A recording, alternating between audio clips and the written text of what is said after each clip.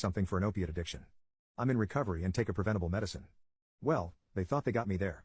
Mentally unstable and a drug addict. Perfect ammunition to use against me. They looked at me as though I was despicable. Scum. I could feel the judgment through my bones. The social worker asked my husband and I to accompany her to the kitchen. That's when she pulls out the drug tests. She asked if we were willing to take a voluntary drug test. We said absolutely. He went first, then I went. There we were in our home with 3 sheriffs and a CPS worker peeing in a cup to prove ourselves not to be drug addicts. I felt completely violated. The test took a few minutes to come out, but they were negative. Almost disappointed, she let us see them and told us they were clean. I felt validated, but still so angry. My kids come home from school and ask what's going on. I didn't even know what to say. I just told them to get a snack and go to their room and I'd be with them shortly. The social worker said we could wrap up for now, but she'd be in touch. I kindly led them out. My husband and I just looked at each other and didn't even say a word. We were both too upset to even talk. Every aspect of our privacy and humanity had been stripped of us. Then we had to explain to the kids what was going on. After that we had to clean our home because when the sheriffs went through our belongings they had just thrown things about and had no respect for our things. The next day the kids informed me after school that a social worker had come to visit them to ask them questions about mom and dad. They were scared and upset. I told them it would be okay. As long as they told the truth everything would be fine. We've got nothing to hide.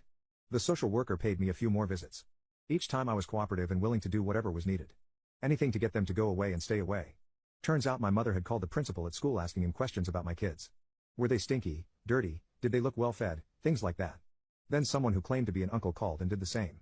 The principal got so uncomfortable he called the social worker and told her he was being harassed and didn't want to deal with it. She finally said without saying in certain words it was my mother who filed the report. She admitted that the situation was very unusual. She paid me a last visit to let me know that not one claim could be substantiated. She apologized for the intrusion. She told me the case was closed and she would report back to my mother that all is well. Only after having our house ripped apart, taking drug tests, having my children interrogated at school, calling my psychiatrist, pharmacy, family and friends were we deemed fit enough parents. I can't begin to tell you what this situation has done to me. You're probably wondering if I confronted my mother. I sent her a text message after all was said and done and asked her if she had any idea what she had done. I asked what she was thinking. I know what she did. To not only me, but her grandkids. Well, she had nothing to say about it. So I left it there. If she ever comes to her senses and wants to explain herself and apologize profusely, I will give her a chance. But never will I go out of my way to have any kind of relations with her. As far as the kids, they want nothing to do with her. That is their choice. I told them they are free to talk to her and see her if they wish. They should not suffer anymore. They said they would rather not. So be it.